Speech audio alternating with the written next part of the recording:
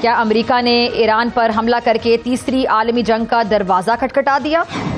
Trump ने धोखा दिया, अमेरिका हमारे जवाब का इंतजार करे। ईरान और पाकिस्तान की ईरान पर अमेरिकी हमले की मुजम्मत। नाज़रीन, सूरत हाल आपके सामने है जो कि लम्हा ब लम्हा बदल भी रही है। अमेरिका ने अब अटैक कर दिया। 3 जो जौहरी तंसीबात हैं ईरान की, उस पर हमला किया। रात की तारीकी में ये हमला किया।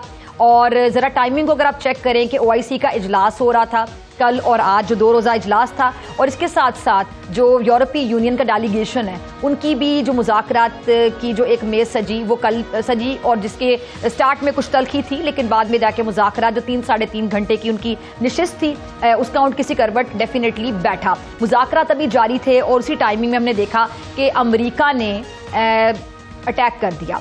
अच्छा, इससे पहले भी जब पहले इसराइल ने इस जंग का आगाज़ किया तो ठीक 48 घंटे के बाद छठा राउंड था मुज़ाकरात का जो अमेरिका और ईरानियों के दरमियान होना था इतवार के दिन, लेकिन ठीक 48 घंटे पहले यानी जुमे के दिन अटैक कर दिया जाता है इसराइल की जानिब से। अच्छा, अब हैरानकुन बात यह कि तब भी ट्रंप साहब ने जब उसके बाद स्टेटमेंट्स दी तो वो स्टेटमेंट्स बदलती रहीं। पहले ट्रंप साहब ने लाइल्मी का इजहार किया, बेखबरी का इजहार किया, लाताल्लुकी का इजहार किया कि उनको लूप में नहीं लिया गया, उनको कुछ पता नहीं था, उनके पास कोई इस बारे में कोई इन्फॉर्मेशन नहीं थी। एक तासुर दिया गया कि इसराइल का, नेतन्याहू साहब का अपना फैसला था। उसके बाद अगले दिन जब ट्वीट आती है तो सब लोग हिलके रह जाते हैं कि ट्रंप साहब फिर किस हैसियत में धमकियां दे रहे हैं, थ्रेटन कर रहे हैं, बाकायदा टाइम फ्रेम बता रहे हैं कि जी ईरान के पास अभी भी वक्त बाकी है। अच्छा, उसके बाद वॉल स्ट्रीट जर्नल की खबर आती है जो कहती है कि खुफिया तौर पे मदद की गई अमेरिका की जानिब से इसराइल की। ट्रंप साहब से जब पूछा गया तो उन्होंने कहा कि जी इस अखबार को तो पता नहीं है कि मैं ईरान के बारे में आखिर क्या सोच रखता हूं।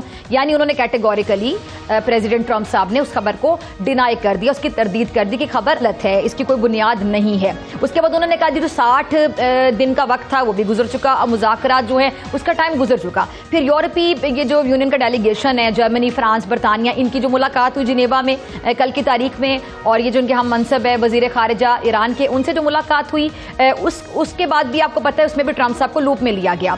फिर ट्रंप साहब ने कहा कि मैं 2 हफ्ते का टाइम लेता हूं, लेकिन उसी 2 हफ्ते के टाइम में आखिर ऐसा क्या हो गया? OIC का इजलास भी आपके सामने है, जिनेवा में जो यूरोपीय यूनियन डेलीगेशन की मुलाकात हुई जर्मनी, फ्रांस, बरतानिया की ईरान के साथ, वो भी आपके सामने। अब ऐसे में अमेरिका का अटैक कर देना, 3 जौहरी तंसीबात जो हैं, जो ठिकाने वहां पर अटैक कर देना, ये क्या मामला हुआ? इस सब में क्या हुआ?